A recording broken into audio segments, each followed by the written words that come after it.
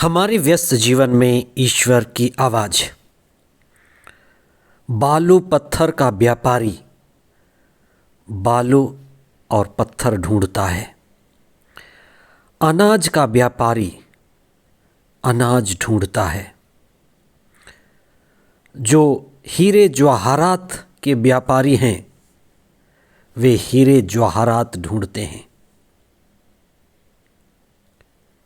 ईसा इस दुनिया में इसलिए आए कि वे हम सभी ईश्वर की संतानों को पाएं, हमें असली पहचान दें और ईश्वर के राज्य का संदेशवाहक बनाएं।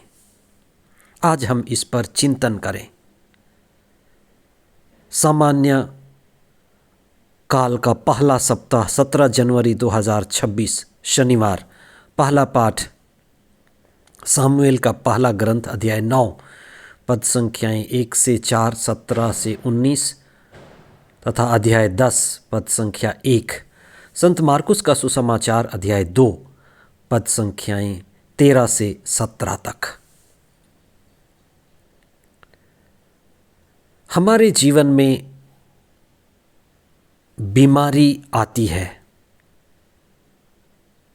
और हम कई डॉक्टर को, वैद्य को मिलते हैं। आज आप ऐसे वैद्य से मिलें, डॉक्टर से मिलें जो न केवल बीमारी दूर करते लेकिन हमें स्वास्थ्य जीवन शैली, मुक्ति का अनुभव और ईश्वर का राज्य प्रदान करते हैं। आज के सुसमाचार में प्रभु ईसा ने एक नाकेदार लेवी मत्ती को बुलाया। भीड़ कैसे देखती है, ईसा लेवी को कैसे देखते हैं, आप इस पर चिंतन करें। सामान्य लोग और समाज भीड़ लेवी को, जो चुंगी लेते थे, टैक्स लेने वाले थे, उसका नाम मत्ती था। फरीसी और शास्त्री सदुकियों ने उससे देखा कि ये लेवी है, टैक्स लेने वाला है, इसका स्वभाव पापी है, ये झूठा है, ये ठग है, ये धोखेबाज है, ये नीच है, समाज की दृष्टि में ये बीमार है।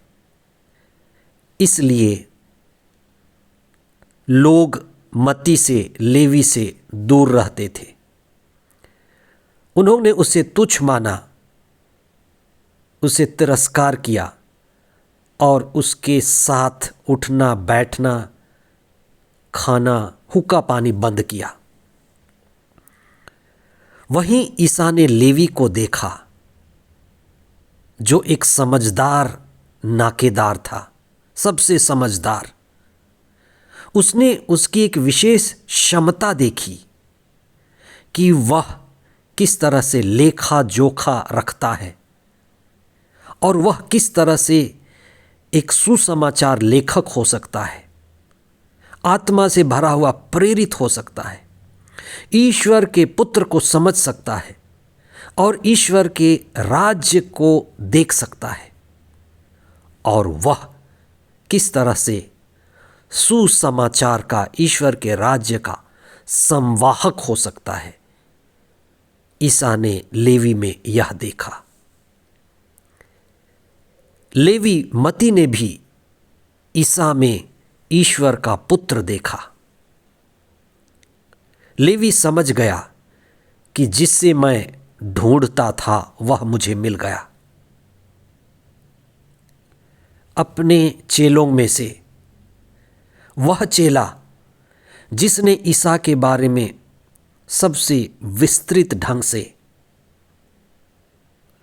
बड़े ही विशेष शैली में सुसमाचार के रूप में कीमती शब्द लिखे हैं।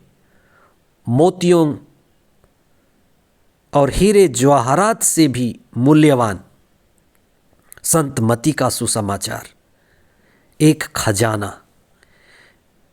मुक्ति का अनुभव का खजाना, और एक ऐसा अनुभव जिससे होकर वे स्वयं गुजरे और उन्होंने अपने पास जो धन इकट्ठा किया था उसको अपने सहयोगी साथी